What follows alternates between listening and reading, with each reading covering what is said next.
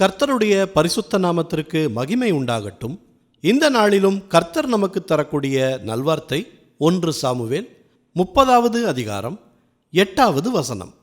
தாவீது கர்த்தரை நோக்கி, நான் அந்த தண்டை பின்தொடர வேண்டுமா, அதை பிடிப்பேனா என்று கேட்டான்.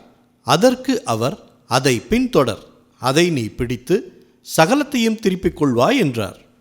பிரியமானவர்களே, ஒரு கடினமான சூழ்நிலையிலும் தாவீது கர்த்தரை நோக்கி விண்ணப்பம் பண்ணி எதிரிகளை பின்தொடரலாமா, அவர்களை வெற்றி கொள்ள முடியுமா என்று கேட்கிறார்.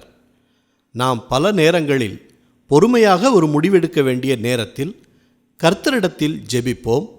ஆனால் பதட்டமான சூழ்நிலையில் அப்படி ஜெபிக்கவோ கர்த்தரிடத்தில் ஆலோசனை கேட்கவோ முடியாமல் நாம முயற்சி செய்து விடுவதுண்டு. அப்படி அல்லாமல் கர்த்தரிடத்தில் தாவீது ஒரு நிச்சயத்தை பெற்றுக்கொண்டு களமிறங்கும்போது கர்த்தர் சகலத்தையும் திருப்பிக் கொள்வாய் என்று சொன்னார். அதன்படியே இழந்து நின்ற எல்லாவற்றையும் திரும்ப பெற்றுக்கொண்டது மட்டுமல்லாமல் எதிரியினிடத்திலிருந்து கொள்ளை கொண்டு வரவும் கர்த்தர் செய்தார். இன்றைக்கும் நீங்கள் இழந்து போன சூழ்நிலையில் இருக்கிறீர்களா?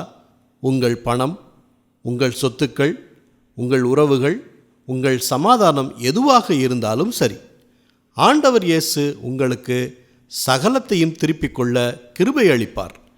கவலைப்படாதீங்க. ஜெபிப்போமா? நல்ல தகப்பனே, இந்த நல்வார்த்தையை நீங்கள் தந்ததற்காக நன்றி செலுத்துகிறோம். இப்பொழுதும் எங்களுடைய கடினமான சூழ்நிலையிலும் உம்மை நோக்கி விண்ணப்பம் செய்து உம்முடைய ஆலோசனையை கேட்டு நிச்சயத்தை பெற்றுக்கொண்டு ஒவ்வொரு காரியத்தையும் நாங்கள் செய்வதற்கு எங்களுக்கு பலனை கொடுங்க. சகலத்தையும் திருப்பிக் கொள்வாய் என்று சொன்ன அந்த வார்த்தைக்காக நன்றி செலுத்துகிறோம்.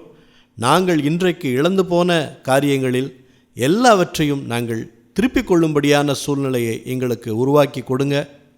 இழந்து போன பணம், இழந்து போன சொத்துக்கள், எங்களிடமிருந்து பிரிந்து போன உறவுகள், எங்களுக்கு சமாதான குறைவுகள் எல்லாவற்றையும் நீங்கள் அறிந்து எல்லாவற்றிலும் எங்களுக்கு ஒரு பெரிய ஜெயத்தை எடுக்கும்படியான ஒரு சூழ்நிலையை கொடுங்க. எல்லா துதி கன மகிமை எல்லாவற்றையும் உமக்கே செலுத்துகிறோம். இயேசு கிறிஸ்துவின் நாமத்தில் கேட்கிறோம் பிதாவே.